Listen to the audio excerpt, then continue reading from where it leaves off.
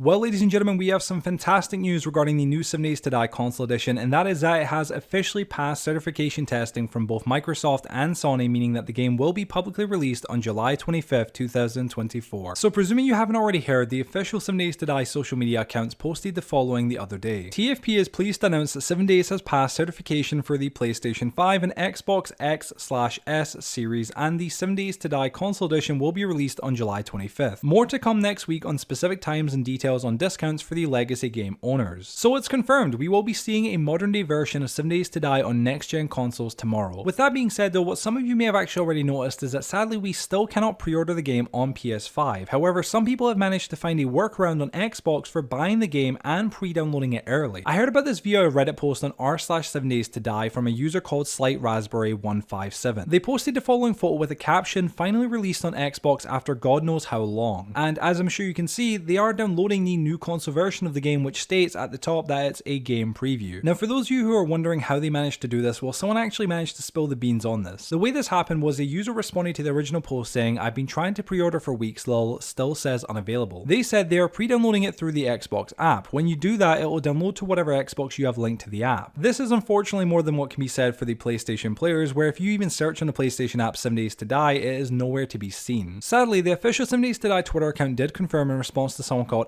@HeyHoBrando that the game would not be available for pre-order and would only be available on launch day. Now moving on to a bit of a different subject, with the screenshot we got from SlightRaspberry157, we got our first confirmation on how large the game will actually be. From their screenshot, as you can see, it says it's 22.36 gigabytes, which sounds about right for a modern updated version of 7 Days to Die, especially considering the PC version on Steam, of course, is around the same size, sitting at 19.25 gigabytes. However, strangely enough, the 7 Days to Die social media accounts posted this photo the other day with a caption, "What do we have here?" showing the PS5 version downloading, and as you can see, it's only 13.016 gigabytes, which of course is a huge difference from the Xbox Series X or S version, of course, that we've seen in the other photo before. Now, I'm personally not sure what the cause is for this massive difference in size, of course, but I'm going to presume that it's due to the PS5 version not having the day one patch that will most likely be released alongside the game once it launches. Now, this patch is presumed to include crossplay, maybe some other features that we may see, including bug fixes and stuff like that, but again, we're not entirely sure, so we're gonna have to just wait and see. But with that all being said, ladies and gentlemen, that is the end of today's video. Thank you guys so much for watching. If you did go to enjoy, please be sure to share it with your friends, drop a like, and if you have enjoyed this video, please be sure to subscribe if you haven't already to stay up to date with the latest 7 Days to Die console edition news. And other than that, guys, thank you all so much for watching, and hopefully I'll see you in the next video.